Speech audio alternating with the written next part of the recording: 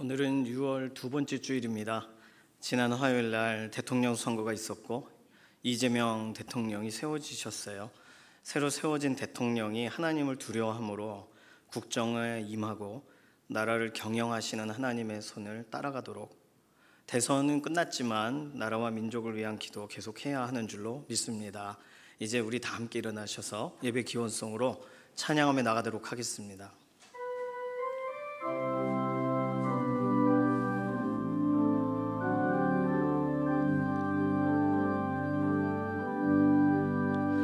나 주님을 사랑합니다. 참 사랑해 주를 경배해 한 마음으로 예배드리니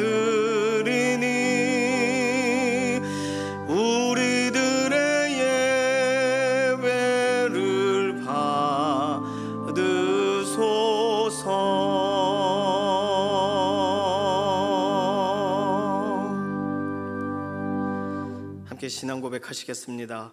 전능하사 천지를 만드신 하나님 아버지를 내가 믿사오며 그 외아들 우리 주 예수 그리스도를 믿사오니 이는 성령으로 잉태하사 동정녀 마리아에게 나시고 본디오 빌라도에게 고난을 받으사 십자가에 못 박혀 죽으시고 장사한 지 사흘 만에 죽은 자 가운데서 다시 살아나시며 하늘에 오르사 전능하신 하나님 우편에 앉아 계시다가 저리로서 산자와 죽은 자를 심판하러 오시리라. 성령을 믿사오며 거룩한 교회와 성도가 서로 교통하는 것과 죄를 사하여 주시는 것과 몸이 다시 사는 것과 영원히 사는 것을 믿사옵나이다. 아멘.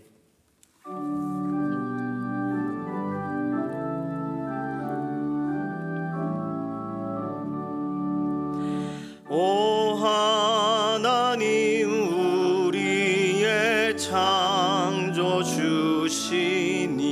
내 주님께 위한 것들입니다. 내 주께만 엎드려 경배드리며 내 주의 이름 높이 찬양하네. 오 하나님 우리의 대주제시여 큰 풍랑일 때도 도우셨네. 죽음에서 우리를 구하셨으니 내 주의 이름 높이 찬양하네. 주 하나님 이름을 함께 높이며 대주제께 영광을 돌리오리. 그 능력이 우리를 지켜주시니 주 하나님을 높이 찬양하네. 아멘.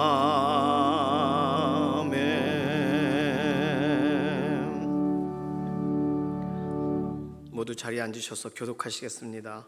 교독문 54번 시편 126편입니다. 여호와께서 시온의 포로를 돌려보내실 때에 우리는 꿈꾸는 것 같았도다. 그때 우리 입에는 웃음이 가득하고 우리 혀에는 찬양이 찼었도다. 그때 문 나라 가운데에서 말하기를 여호와께서 그들을 위하여 큰 일을 행하셨다 하였도다. 여호와께서 우리를 위하여 큰 일을 행하셨으니 우리는 여호와여 우리의 포로를 남방 시내들 같이 돌려보내소서. 눈물을 흘리며 씨를 뿌리는 기쁨으로 다 같이 울며 씨를 뿌리러 나가는 자는 반드시 기쁨으로 그 곡식단을 가지고 돌아오리로다. 아멘.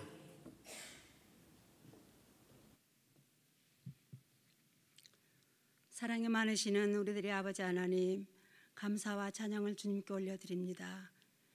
아버지 하나님께서 보내신 예수 그리스도를 믿음으로 하나님의 자녀된 저희들이 흩어져 각자의 생활에서 생활하다가 이 시간에 아버지께 예배드리고자 이곳에 모였사오니 아버지 하나님, 우리의 예배를 받아 주옵소서. 무엇보다도 먼저 아버지께 구하옵나니 우리가 이 땅 가운데 살면서 하나님의 자녀된 아버지 도리를 다 감당하지 못하며 말씀대로 살지 못하고 믿음으로 살지 못하고 허물과 죄밖에 없는 저희들을 불쌍히 여기시고 이 시간에 십자가 보혈로 저희들의 죄와 허물을 사하여 주시어서 아버지 하나님의 사랑으로 덮으시사 우리의 예배가 아버지께 온전히 상달되게 하시고 하나님 기뻐하시는 예배가 될 수 있도록 붙잡아 주시기를 기도합니다. 아버지 하나님께 기도합니다. 이 나라를 위하여 기도합니다. 저희가 살고 있는 이 나라 대한민국을 기억하시고 새로운 대통령을 세워주신 하나님, 유정자들과 더불어 유정자들과 대통령이 무엇보다도 창조주 하나님을 알게 하시고 세상의 경험과 세상의 그 어떤 것을 의지하지 아니하고 창조주 하나님, 질서를 다스리시는 하나님께 모든 걸 믿고 맡기고 기도함으로 국정을 잘 살펴갈 수 있도록 하나님을 아는 은혜가 있게 하여 주시어서 이 땅 가운데 억울함을 당하거나 소외되고 낙심되고 넘어지고 쓰러지고 없고 가난한 자들을 위하여 일할 수 있는 유정자들이 될 수 있도록 하나님 축복하여 주옵소서. 아버지 하나님, 우리 교회를 위하여 기도합니다. 하나님께서 사랑하시는 교회를 기억하시고 지금도 끊임없이 우리 교회를 향하여 일하시는 줄을 믿습니다. 세우신 아버지는 사역자님들과 이곳에 드나드는 성도들 한 사람 한 사람 기름 부어 주시어서 하나님의 은혜 안에서 모든 것을 믿음으로 맡기고 기도하며 나아갈 수 있도록 축복하여 주시기를 원합니다. 아버지 하나님, 절대적으로 이 나라와 우리 교회도 하나님의 도우심이 없이는 할 수가 없사오니 이 나라를 도우시고 우리 교회를 도우시며 우리의 가정들을 도우시고 우리 자녀들을 도와주시고 우리 개인들을 도와주시어서 하나님 은혜 안에서 우리의 삶들이 아름답게 열려지는 은혜가 있도록 주님 붙잡아 주옵소서. 무엇보다도 교회에서 되어지는 행사 가운데 함께 하시고 아버지 하나님, 제자학교와 우리 교회에서 9월달에 있을 아울렛 진료회 지금 준비하며 기도하는 가운데 있사오니 하나님, 이 일들이 하나님이 기뻐하시는 하나님의 나라가 세워져 가는 데만 쓰임받을 수 있는 일들이 되도록 하나님 축복하여 주시기를 기도합니다. 또한 다음 세대를 위하여 기도합니다. 우리의 다음 세대들이 세상의 정보나 세상의 그 어떤 것으로 물들지 않도록 하나님이여 우리 다음 세대들을 지켜주시고 마음과 생각을 온전히 붙잡아 주시어서 우리의 다음 세대들이 다시 한번 이 나라를 아버지 빛내며 나아갈 수 있는 우리의 다음 세대들이 될 수 있도록 축복하시고 도와주시기를 기도합니다. 살아계신 아버지 하나님 감사합니다. 또한 육신의 질고와 어려움과 낙심과 좌절과 이러한 모든 것들로 인해서 주저앉아 있는 많은 성도들 한 사람 한 사람 붙잡아 주시고 찾아가 주시어서 어려움을 당한 자는 어려움이 없도록 도와주시고 약한 자에게는 강한 주님으로 나타나 주시며 아버지 하나님, 질고로 어려움을 당하는 자들은 의사로 다가오셔서 치료해 주시며 또한 아버지 하나님, 낭망하고 좌절하고 눈물 흘리는 자들에게는 다가오셔서 위로하시고 눈물을 닦아주시기를 기도합니다. 하나님만이 하실 수 있나이다. 우리가 그 모든 것을 어떻게 할 수 있습니까? 오직 모든 것을 창조하시고 아버지 지금도 일하시는 하나님만이 하실 수 있사오니 이 시간도 도우시고 역사하여 주옵소서. 살아계신 아버지 하나님 감사합니다. 찬양을 올려드리고 기도로 아버지 앞에 기도하게 하신 하나님, 이 시간에 아버지 하나님 또한 우리가 물질을 드릴 때에도 기쁘고 감사함으로 드리는 예배를 받아 주옵소서. 이제 아버지 하나님 주여사자 목사님을 통해서 말씀하여 주옵소서. 저희가 말씀을 듣기를 원합니다. 아버지 하나님 말씀하실 때 우리가 믿음으로 받게 하시고 삶 속에서 아버지 하나님 적용함으로 말씀이 삶이 되게 하여 주시어서 많은 자들에게 그리스도의 사랑을 전파할 수 있도록 도와주시고 새롭게 되는 은혜가 있게 도와주시며 아버지 말씀하실 때 우리 마음판이 옥토밭이 되게 하여 주셔서 악한 것들이 말씀을 받을 때 우리 마음에 틈타지 아니하도록 하나님께서 붙잡아 주시고 역사하여 주옵소서. 말씀 따라 살아갈 수 있도록 도와주옵소서. 말씀 따라 살아가 행할 수 있도록 도와주옵소서. 말씀을 붙들고 기도할 수 있도록 도와주시고 우리의 상황과 형편이 어떠할지라도 하나님을 신실하신 하나님을 신뢰함으로 믿고 나아갈 수 있도록 끝까지 참고 견딜 수 있도록 우리 성도들 한 사람 한 사람을 도우시고 붙잡아 주옵소서. 하나님 사랑합니다. 감사합니다.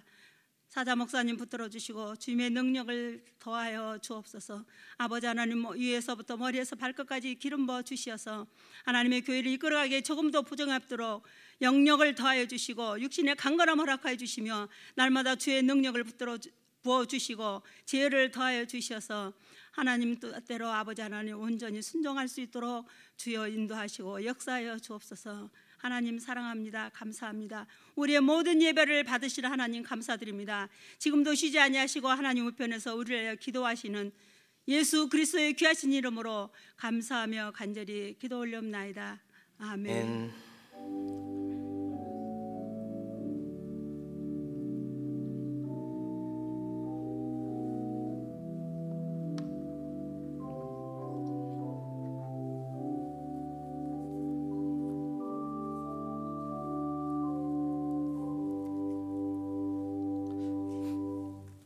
다 함께 찬송가 310장 찬송하시겠습니다.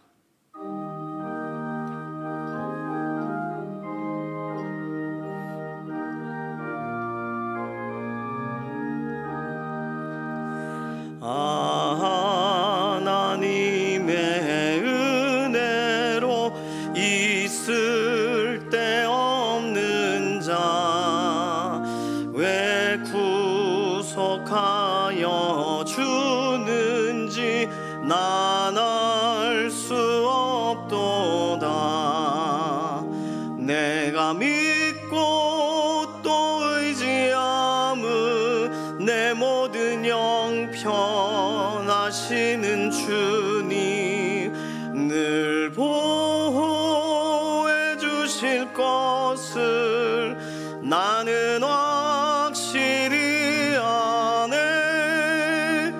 왜 내게 굳센 믿음과 또 복음 주셔서 내 마음이 항상 편한지 난 알 수 없도다.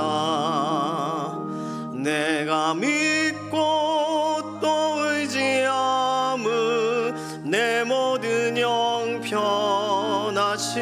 주님 늘 보호해 주실 것을 나는 확실히 아네. 왜 내게 성령 주셔서 내 마음 감동해 주 예수 믿게 하는지 난 알 수 없도다. 내가 믿고 또 의지함은 내 모든 형편하시는 주님 늘 보호해 주실 것을 나는 확실히 아네. 주 언제 강림하실지 혹 밤에 혹 낮에 또 주님 만날 그것도 난 알 수 없도다. 내가 믿고 또 의지함은 내 모든 형편하시는 주님 늘 보호해 주실 것을 나는 확실히 아네. 오늘 주시는 하나님 말씀은 예레미야 12장 1절에서 6절까지 말씀입니다. 여호와여, 내가 주와 변론할 때에는 주께서 의로우시니이다. 그러나 내가 주께 질문하옵나니 악한 자의 길이 형통하며 반역한 자가 다 평안함은 무슨 까닭이니까? 주께서 그들을 심으심으로 그들이 뿌리가 박히고 장성하여 열매를 맺었거늘 그들의 입은 주께 가까우나 그들의 마음은 머니이다. 여호와여, 주께서 나를 아시고 나를 보시며 내 마음이 주를 향하여 어떠함을 감찰하시오니 양을 잡으려고 끌어내문과 같이 그들을 끌어내시되 죽일 날을 위하여 그들을 구별하옵소서. 언제까지 이 땅이 슬퍼하며 온 지방의 채소가 마르리까? 짐승과 새들도 멸절하게 되었사오니 이는 이 땅 주민이 악하여 스스로 말하기를 그가 우리의 나중 일을 보지 못하리라 함이니이다. 만일 내가 보행자와 함께 달려도 피곤하면 어찌 능히 말과 경주하겠느냐? 내가 평안한 땅에서는 무사하려니와 요단강 물이 넘칠 때에는 어찌하겠느냐? 내 형제와 아버지의 집이라도 너를 속이며 내 뒤에서 크게 외치나니 그들이 내게 좋은 말을 할지라도 너는 믿지 말지니라. 아멘. 마음이 상한 자를 고치시는 주님 찬양합니다.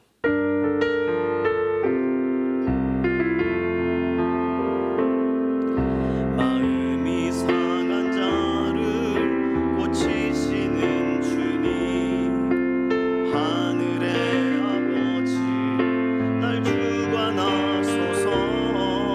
주의 길로 인도하사 자유케 하소서. 새 일을 행하사 부흥케 하소서. 의에 줄이고 목이 마르니 성령의 기름 부소서. 의에 줄이고 목이 마르니 내 잔을 채워 주소서. 의에 줄이고 목이 마르니 성령의 기름 부소서. 의에 줄이고 목이 마르니 내 잔을 채워 주소서.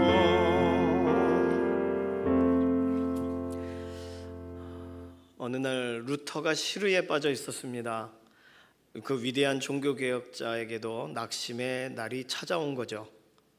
그때 남편의 침묵을 보고 루터의 아내는 조용히 옷장에서 옷을 하나 꺼내 입습니다. 상복을 꺼내 입어요. 아내가 상복을 입는 모습을 보고는 루터가 묻습니다. 여보, 누가 돌아가셨나요? 아내가 답변을 합니다. 예, 당신의 하나님이 돌아가셨지 않습니까? 그게 무슨 소리요? 그렇지 않고서야 당신이 이토록 낙심하고 힘겨워할 일이 어디 있겠습니까? 그래서 루터가 깨달았대요. 아, 그렇구나. 우리는 낙심할 만한 일들이 많습니다. 낙심도요, 그냥 어느 정도가 아니고요. 낙심이 깊어서 자다 깨어나도 낙심이 끝나지 않고 낙심에 블랙홀이 있다면 거기 확 빠져버린 것 같을 때가 있습니다.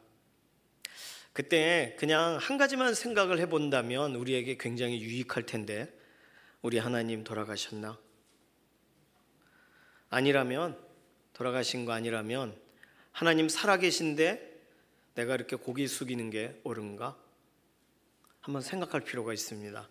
우리 하나님이 돌아가신 거 아니면 우리 하나님 아버지께서 나의 낙심의 현장을 이상하게 여기실 것입니다. 그리고 말씀하실 거예요. 어떤 말씀하실까요? 루터의 아내가 했던 말 비슷하게 내가 죽었느냐? 이렇게 질문하실지도 모르겠습니다. 저희 첫째 아이 50일 사진 찍으러 갈 때 50일째가 제일 예쁘잖아요. 100일째는 너무 퉁퉁하고 50일째가 제일 예쁩니다. 50일째 가족사진관을 찾아갔습니다. 거기 있는 예쁜 옷들을 이것저것 선생님들이 갈아입혀 주시더라고요. 사진을 찍을 때 얼마나 예쁘게 나오는지. 그런데 사진 찍을 때는 방긋방긋 웃던 아이가 옷 갈아입으러 방에 오니까 한숨을 쉬는 거예요. 이런 식으로. 그래서 속으로 세상 뭐 살아봤다고, 얼마나 살았다고 한숨을 쉬나. 근데 그렇게 진지할 수가 없어요. 아이에게는 얼마나 고통스럽겠어요.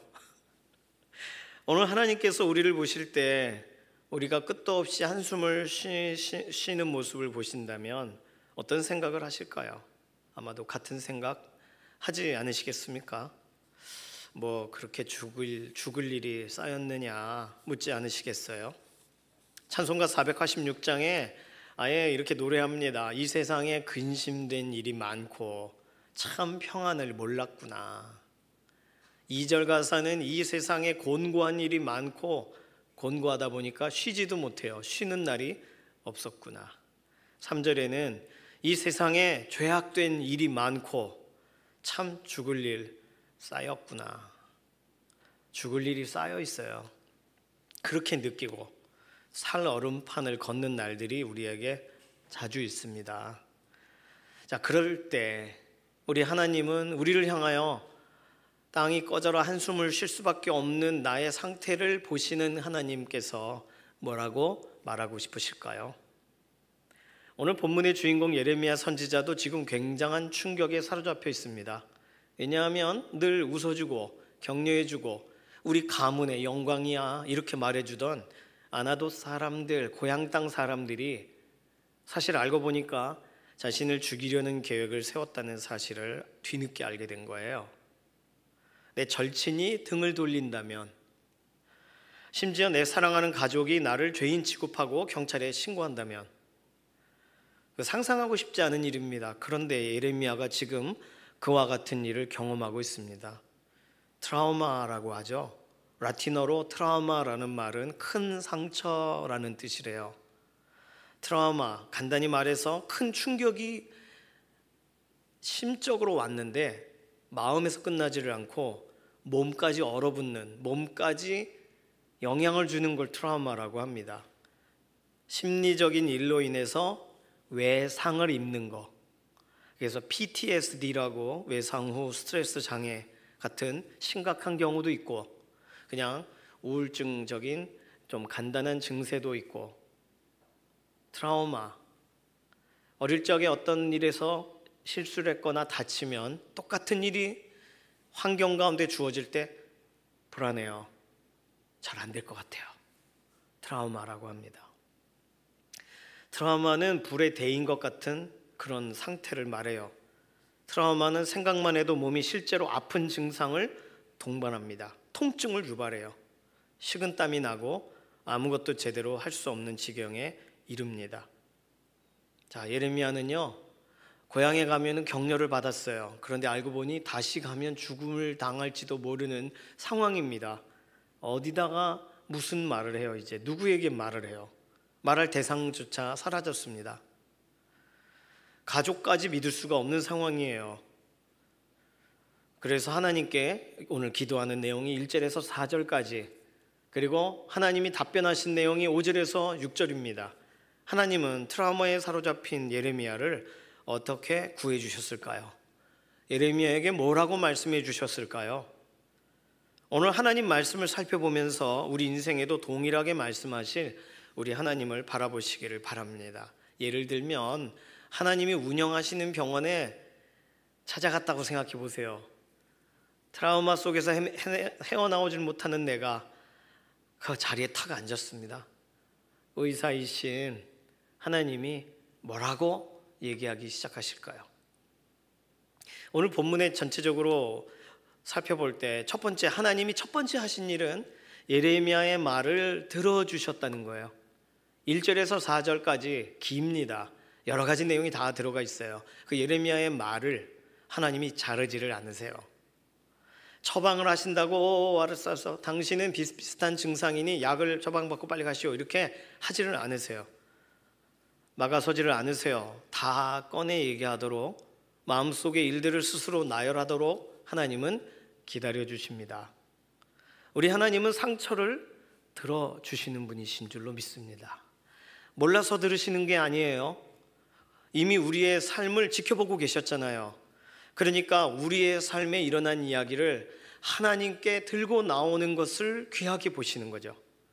이것이 하나님의 첫 번째 처방입니다. 예를 들면 의사 선생님이 제가 가자마자 차트를 보고 아무 말도 하지 않고 저의 차트만 보고 이렇게 하고 그냥 보내버린다면 저는 굉장히 속상할 거예요. 그 병원 다시 안 가려고 할 겁니다.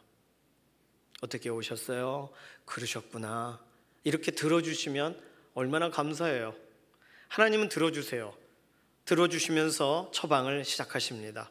우리가 기도할 수 있게 해주시는 것, 하나님께 나오도록 하시는 것이 첫 번째 하나님의 처방이세요. 바리케이트를 치지 않으세요. 문을 열어놓으세요. 예레미야는 하나님께 털어놓으면서 털어놓은 것이 무슨 의미가 있을까라는 마음으로 털어놓을지는 모르겠지만 털어놓다 보니 한 가지 변화가 시작되는 것을 오늘 본문이 설명합니다. 그것을 본문에서 1절과 3절을 자세히 보시면 예레미야가 믿는 하나님이 누구신가에 대한 증언이 등장해요.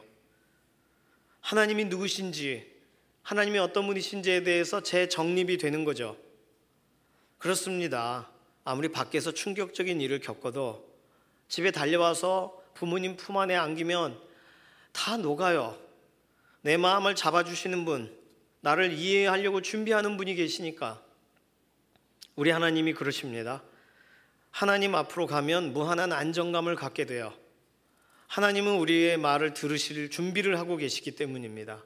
들어주시는 하나님 앞에 예레미야는 나아갔고 말하는 동안 내 하나님은 일만 시키는 분이 아니고 사명자로만 부르시는 분이 아니라 집중해서 들으시는 분, 그러니 하나님이 어떤 분이신가에 대해 점점 더 믿어지기 시작합니다.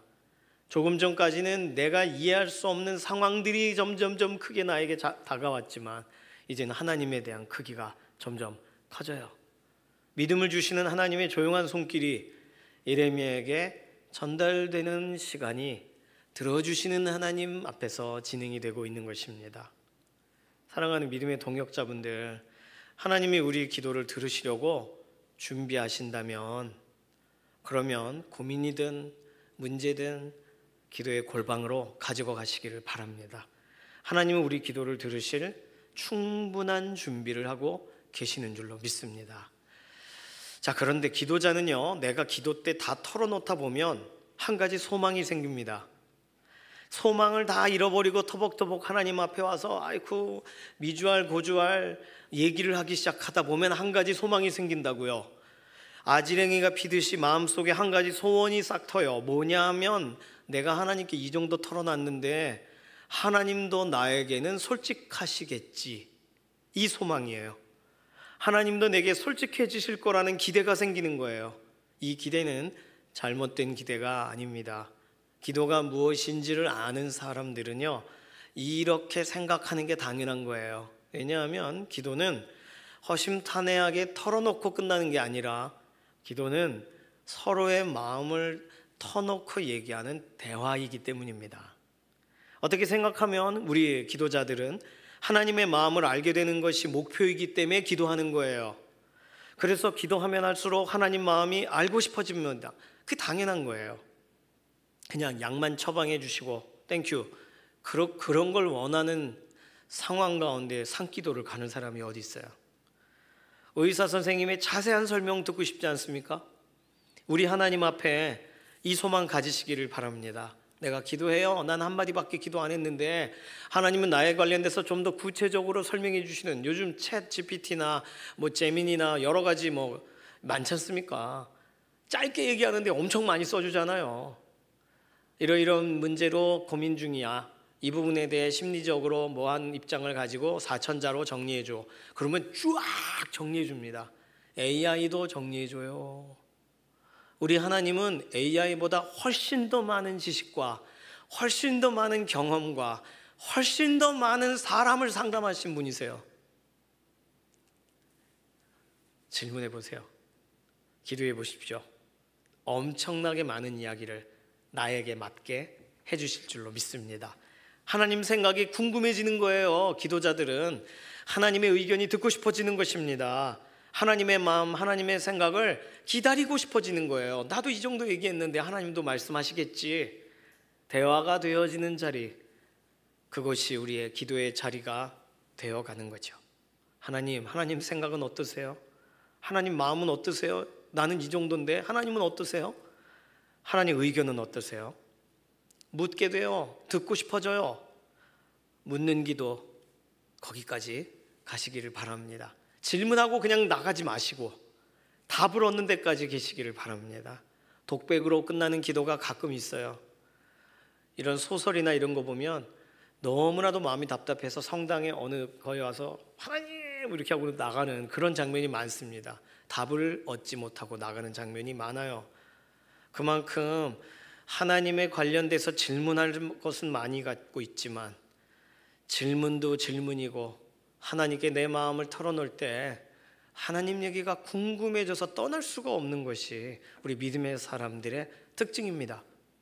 보다 구체적인 응답을 주실 때까지 기도하는 거죠. 우리 하나님 우리에게 그렇게 말씀하시려고 오늘 본문을 주셨는 줄로 믿습니다. 왜냐하면 하나님은 그분만의 답변, 그분만의 처방전이 있으시기 때문이에요. 세상의 방식대로 처방해 주시는 거면 우리가 하나님께 왜 가요? 하나님만의 방식이 있으시니까 하나님 앞에 기다리는 거죠. 무릎을 꿇는 거죠. 자, 오늘 본문을 보니까 하나님은 듣고만 계시지 않으셨고 답변하셨습니다. 어떻게 답변하셨냐면 이것이 예레미야에게 완전한 처방이 되도록 완전한 처방전을 주시는 거예요. 그럼 하나님의 답변이 궁금해지죠. 하나님의 첫 번째 처방이 들어주시는 거였다면 두 번째 처방은 명확하게 일으켜 주시는 겁니다. 하나님의 하신 일을 정리하면 세 가지입니다. 하나님은 공감하세요. 두 번째, 하나님은 위로하세요. 세 번째, 하나님은 도전하세요. 오늘 본문이 그런 내용입니다. 첫 번째, 하나님은 공감하십니다. 예레미야의 친족들, 그들도 사람이다. 이것이 하나님이 설명하신 내용이에요. 사람은 의지할 대상이 아니죠. 야, 가족이 어떻게 그럴 수가 있냐? 이렇게 말하지 않으셨어요. 네 가족 좋은 말 해도 속일 거다, 너를. 그러니까 절대로 믿지 마라. 사람이지 않니? 설명하시는 거예요. 그렇습니다. 어느 누구도 누군가의 영원한 안식처가 될 수 없어요.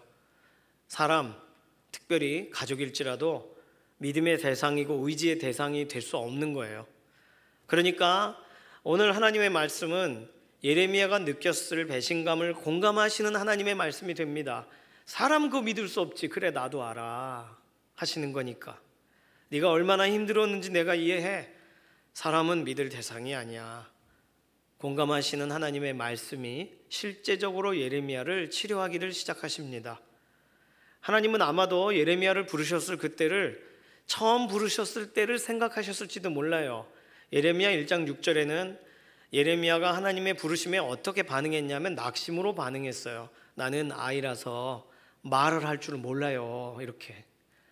그러자 하나님은 예레미야 1장 7절에 너 아이라고 말하지 말고 내가 명하면 내가 너에게 주면 그대로 말해 라고 아주 간단하게 설명해 주십니다. 그때 낙심하던 그 아이 같던 예레미야가 오늘 다시금 하나님 앞에 질문하고 울부짖는 예레미야로 있어요. 하나님 보실 때에는요, 공감하시는 그 공감을 그때나 지금이나 동일하게 하시는 겁니다. 공감하시면 절반은 해결된 거니까요. 이번 한 주간도 하나님께 기도하며 나아가실 때 하나님은 나 이해 못하실 거야 라고 생각하지 마시고 하나님이 나를 공감하시고 우리의 낙심에 당황하지 않으시고 그때도 낙심했던 내가 오늘 또 낙심해서 기도한다는 건 하나님이 왜 모르시겠어요? 우리 낙심하는 모습 하나님이 처음 보시는 것도 아니에요.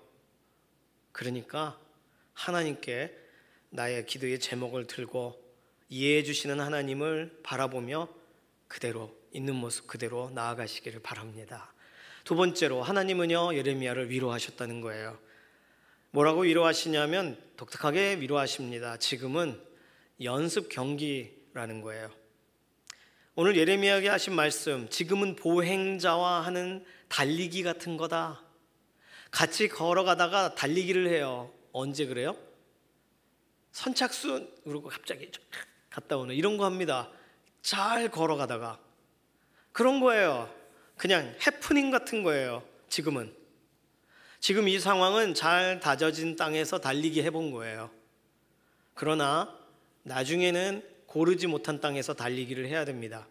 워밍업이고 시범 경기라는 거예요. 지금 그냥 몸풀기라는 거예요. 이 말은 곧 정식 경기가 열릴 것이고 더 넓은 현장에서 뛰게 될 것이라고 말씀하시는 내용과 같습니다. 이게 왜 위로가 될까요? 예레미야 1장 10절이 있습니다. 같이 좀 보실까요? 예레미야 1장 10절 함께 읽습니다. 보라, 내가 오늘 너를 여러 나라와 여러 왕국 위에 세워 내가 그것들을 뽑고 파괴하며 파멸하고 넘어뜨리며 건설하고 심게 하였느니라 하시니라.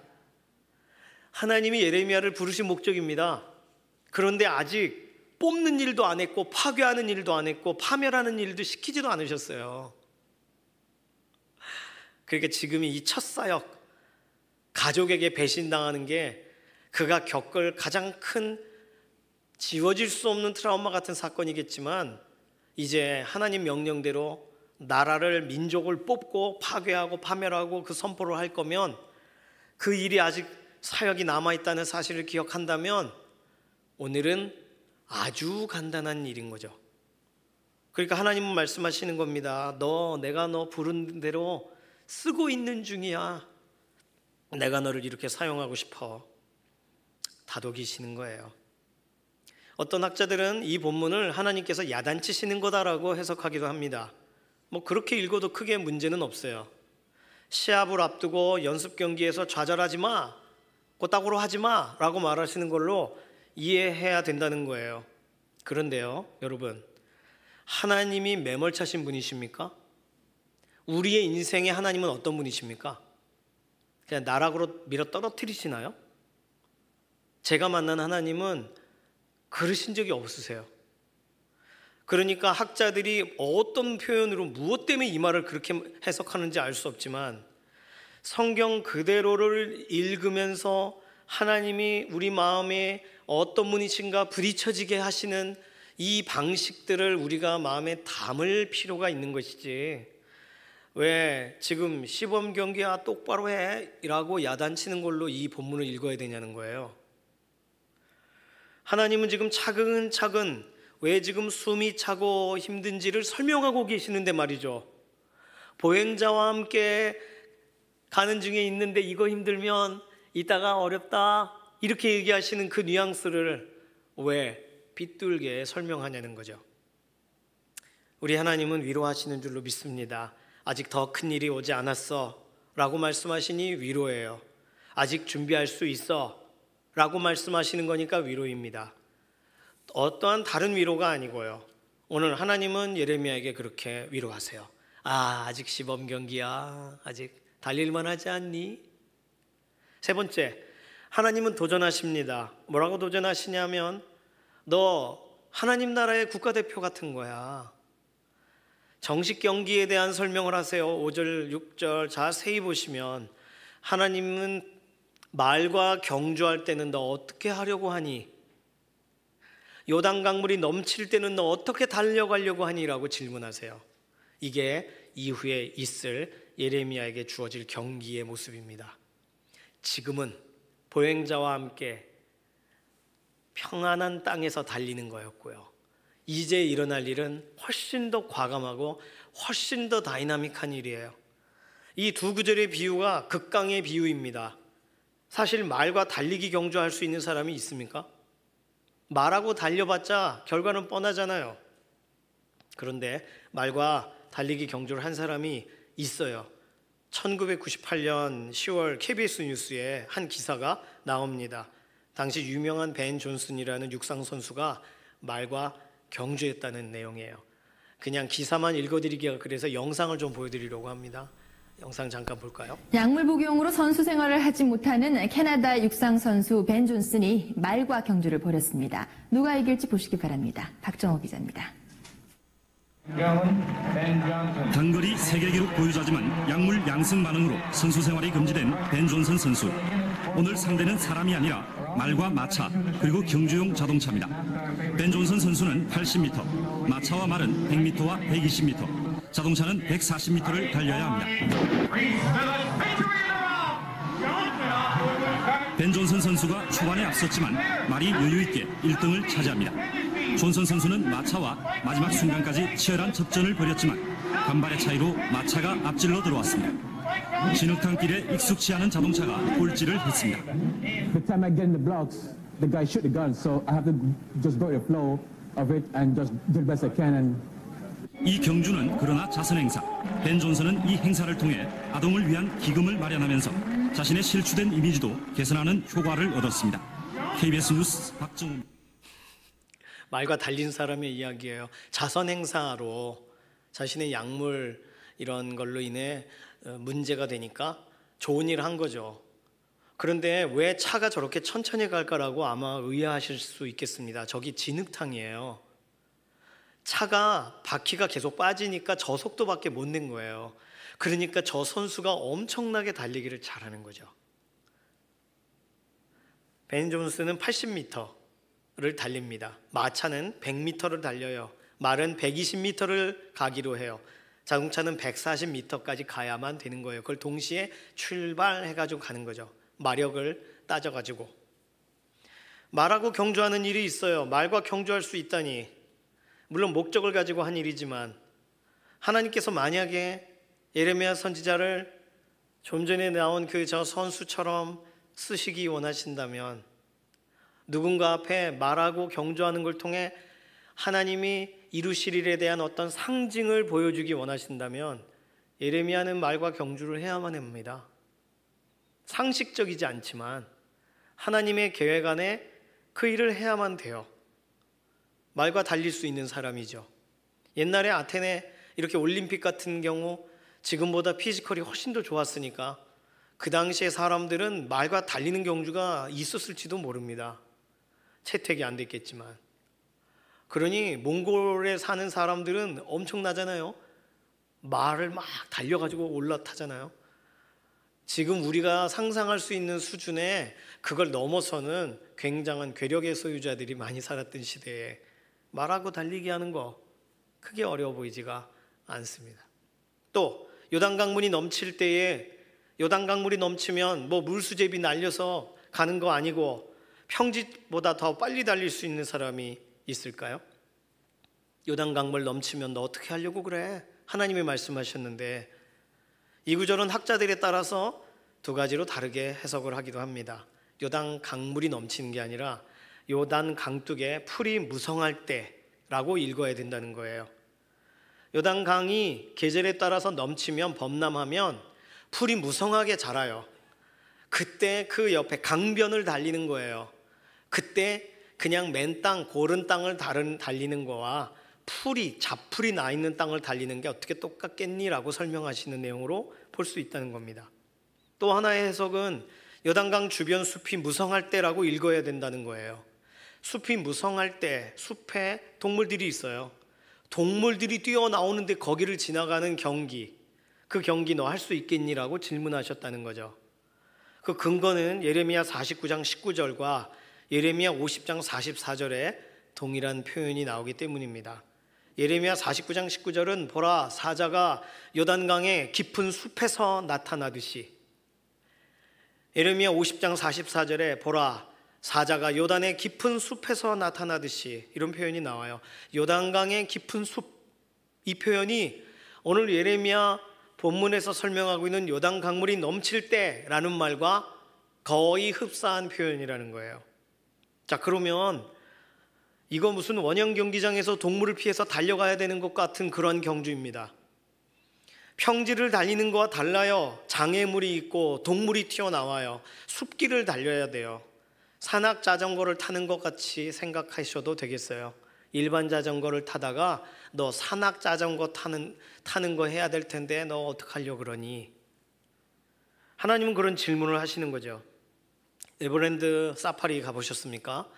사파리에 가면은 동물과 동물의 칸막이가 있고 차가 들어갑니다. 그래서 차가 들어가고 한쪽이 닫히고 한쪽이 열려요. 한쪽에는 사자들이 사는 큰 지역이 있고 또 다른 지역엔 표범들이 살고 있고 그렇습니다.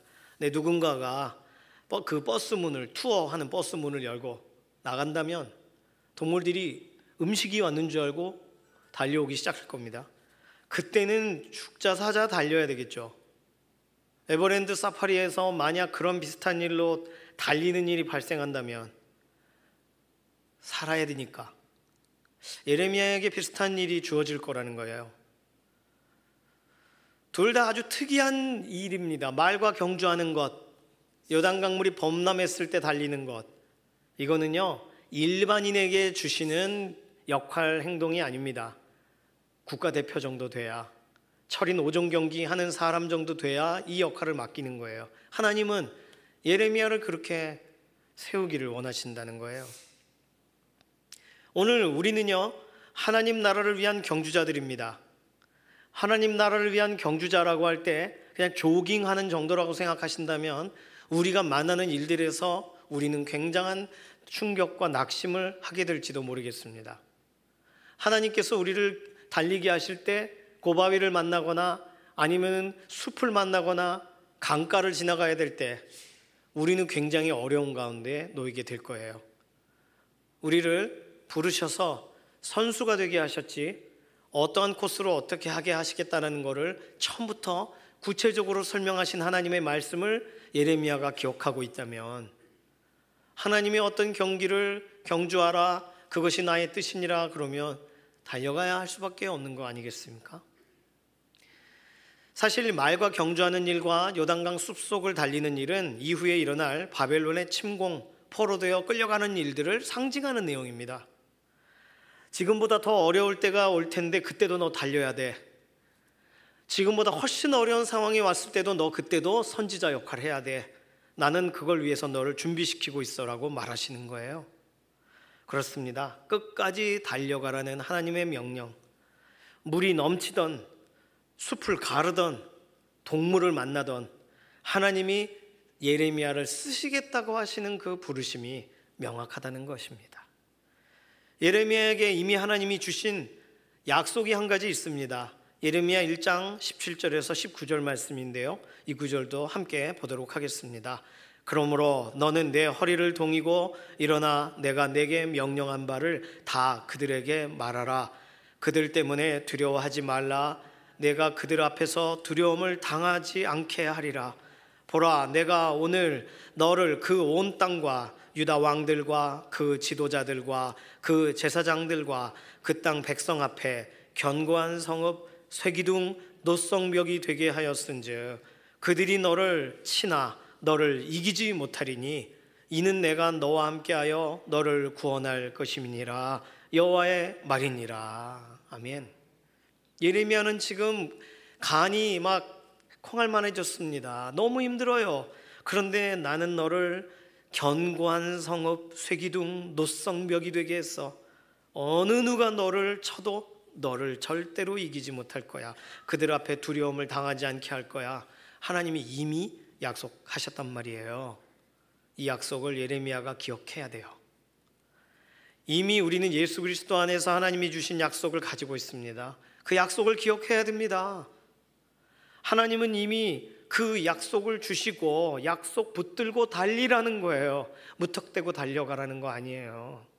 하나님의 약속을 기억하고 부르신 대로 달려가라. 그러면 예레미야 보기에 어떤 날은 버거워도 어떤 날은 힘들어도 하나님께서 주신 약속을 붙들고 달려가다 보면 열리는 거예요. 하나님이 약속을 지키실 거니까. 이것이 하나님께서 부르신 사람들이 약속을 붙드는 태도인 줄로 믿습니다. 하나님께서 예레미야에게 주신 거침없는 약속이 있잖아요. 그 약속대로 지켜주고 약속대로 보호하시겠다는데, 그러니까 너 말하고 경주할 때는 어떻게 하려고 그러니? 라고 말하시는 거죠. 계속 달려가라는 말이에요. 계속 나아가자는 말씀이에요. 오늘 예레미야와 같은 낙심의 현장에 서는 우리들에게 동일하게 하나님은 이 말씀을 하기를 원하십니다. 하나님이 처방해 주세요. 약속을 처방해 주셨어요. 그리고 이 약을 계속 복용하자. 약 먹고 잠도 잘 자고 우리 갈 길 계속 가자 말씀하시는 거죠. 처방, 하나님이 주신 처방은 우리의 부르심과 연결되어 있습니다. 하나님께서 우리를 향하신 처방은 우리의 미래를 향하여 나아가는 안전한 하나님의 완전한 약속과 연결되어 있어요. 오늘 어떤 일로 우리의 마음이 흔들려도 하나님이 곁에 계시다는 사실을 기억하시면서 오늘 동일하게 하나님은 우리에게 이 말씀하실 겁니다. 동일하게 예레미야에게 하셨던 말씀처럼 그 말씀 그대로 우리 나아가게 되기를 소망합니다. 이 시간 같이 좀 찬양할까요? 주 말씀을 향하여 달려가리라.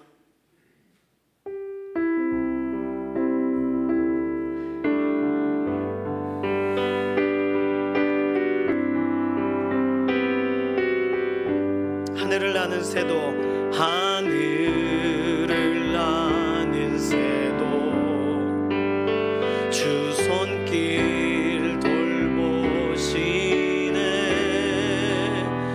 온 땅에 충만한 주 사랑으로 내 마음을 덮으소서. 주 나를 부르셨네. 주의 영광 위에 모든 사랑 이끄소서. 주의 영광으로 주 말씀 향하여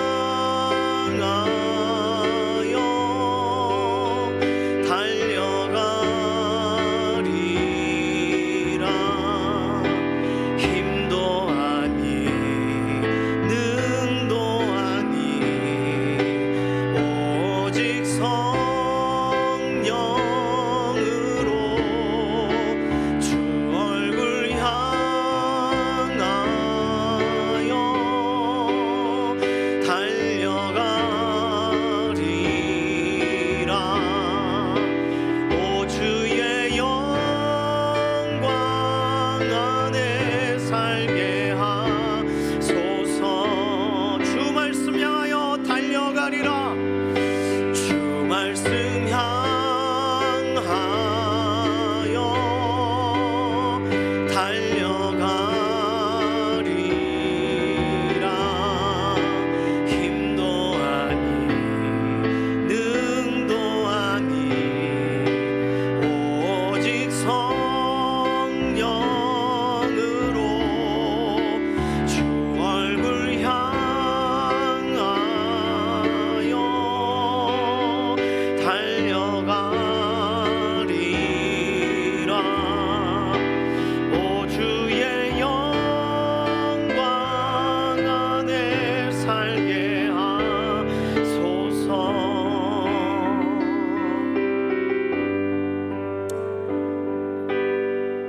파도가 밀려오는 어느 해변가에서 앞서가는 파도가 뒤따라오는 파도에게 물었다고 합니다.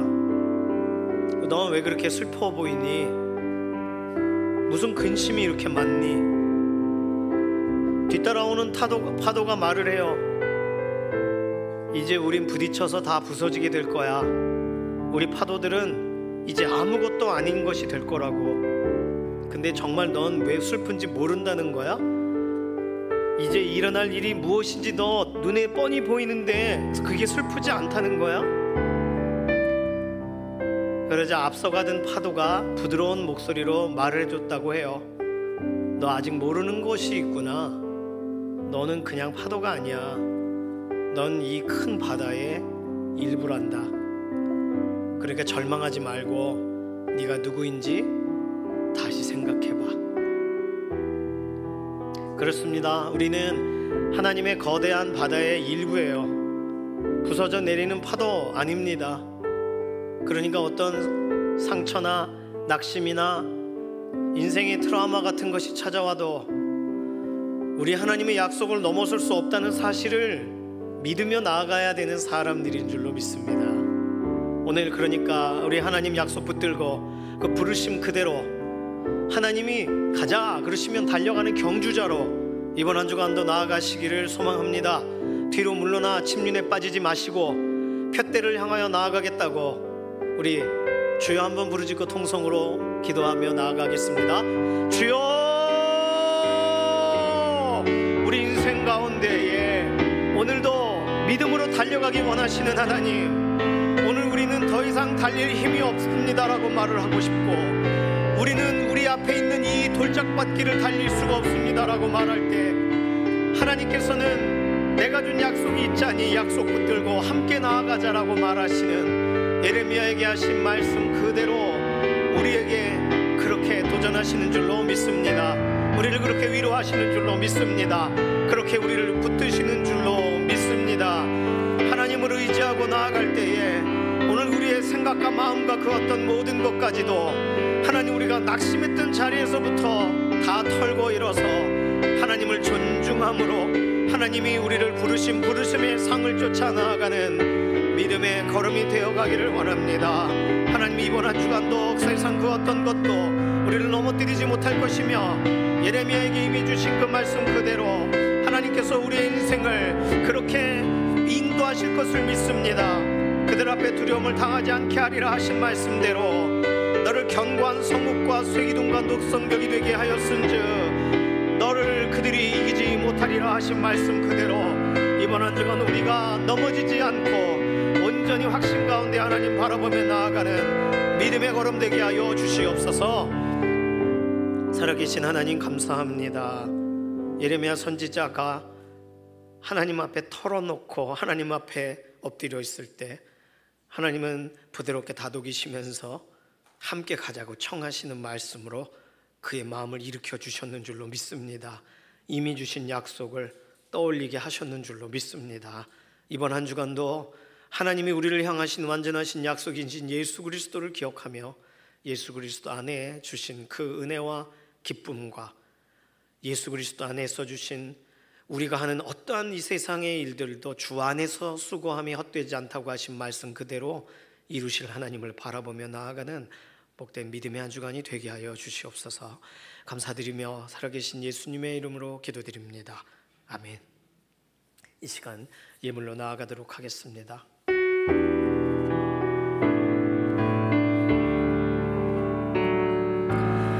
오직 주의 은혜로 지금 여기 서 있네. 한없는 경배 한없는 찬양 내 영혼 예배드리네. 나를 위해 이 땅에 오신 주의 그네 십자가 고통 이기신 주님 그네 어찌 잊으리.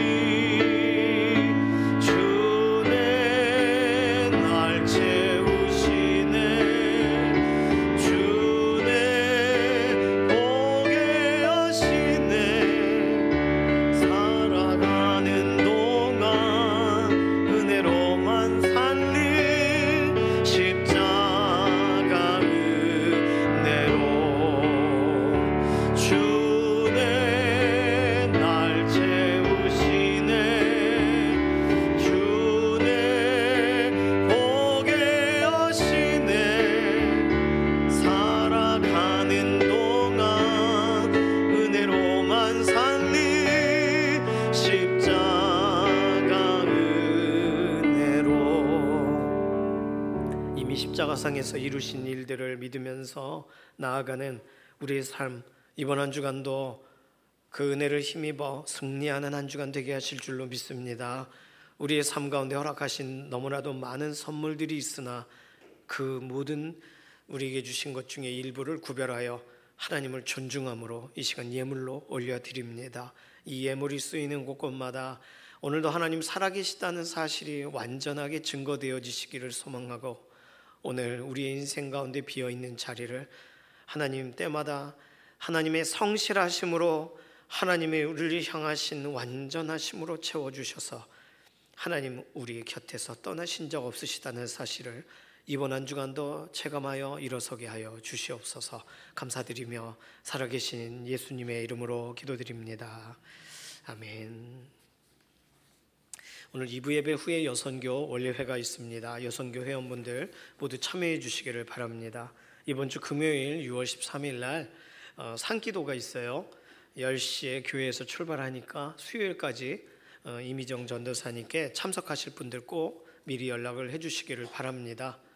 어저께 원래 계획이 되어 있다고 주보에 표기가 되어 있었는데 칼가리 전도 19단지 칼가리 전도가 이번 주 토요일로 6월 14일로 오후 2시에 진행이 됩니다. 주보에 따로 표기는 안 돼 있지만 기억을 해주시기를 바랍니다.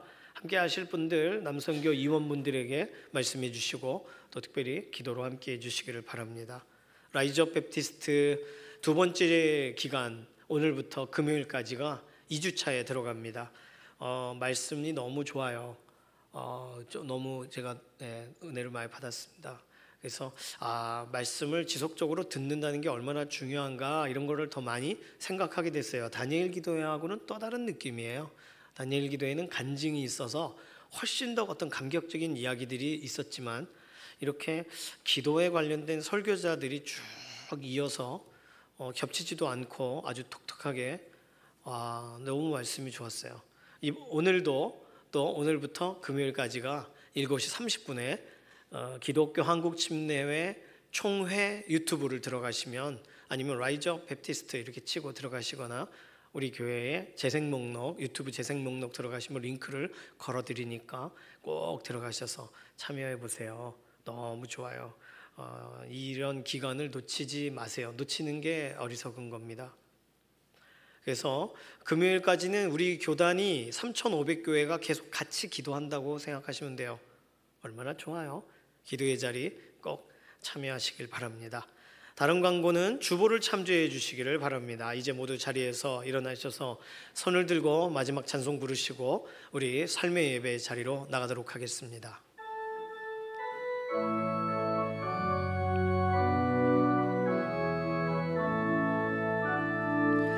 살아계신 주 나의 참된 소망 두려움이 사라지네 사랑의 주 내 갈 길 인도하니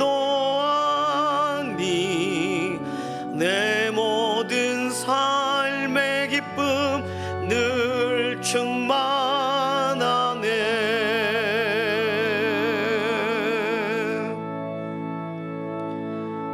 이번 한 주간도 인생의 트라우마를 넘어서게 하실 우리 하나님 의지하며 나아가기를 소망하는 사랑하는 성도님들 머리 위에 우리 주 예수 그리스도의 은혜와 하나님 아버지의 극진하신 사랑하심과 성령님의 감화, 감동, 인도, 내주하시는 역사가 이 시간 이후로부터 영원까지 함께 하시기를 예수님의 이름으로 간절히 축원하옵나이다. 아멘.